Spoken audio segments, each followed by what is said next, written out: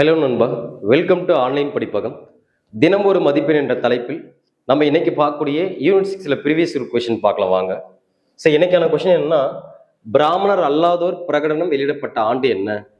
பிராமணர் அல்லாதோர்னா தமிழ்நாட்டில் சமுதாயத்தில் பிராமணருடைய ஆதிக்கம் அதிகமாக இருக்கும்போது இந்த பிராமணருடைய அல்லாதருடைய நலன்களை பாதுகாக்க தான் அதுக்கான பிரகடனம் எந்த ஆண்டு வெளியிடுறாங்கன்னா, இதற்கான ஆன்சர் என்னன்னா ஆப்ஷன் பி 1916.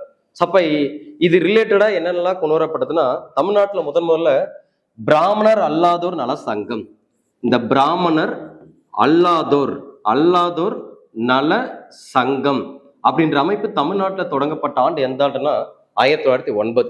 அசோசியேஷனா சங்கமும் ஒன்று தொடங்குறாங்க. அதுக்கப்புறம் இந்த அமைப்பை தான் எப்படி மாத்துறாங்கன்னா 1912 சென்னை திராவிடர்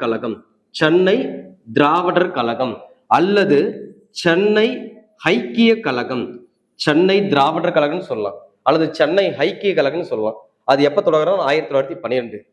இந்த அமைப்பை தான் அதுக்கப்புறம் 1916 நவம்பர் 20 தான் என்ன அமைப்பா மாத்துறாங்கன்னா தென்னிந்திய நல உரிமை சங்கமா மாத்துறாங்க, சவுத் இந்தியன் லிபரல் ஃபெடரேஷனா மாத்துறாங்க. இது யாருடைய தலைமையில தொடங்கப்படும்னா டி.எம். நாயர், தியாகராஜ செட்டியார், சி. நடேசனார் ஆகிய 30க்கும் மேற்பட்ட பிராமணர் அல்லாதவர்களா ஒன்று கூடிதான் இந்த தென்னிந்திய நல உரிமை சங்கன்ற அமைப்பெல்லாம் தொடங்குறாங்க. அப்ப இதற்கான இந்த பிராமணர் அல்லாதோர் பிரகடனம் தமிழ்நாட்டில் வெளியிடப்பட்ட ஆண்டு என்னன்னா, இதற்கான ஆன்சர் ஆப்ஷன் பி 1916. நன்றி.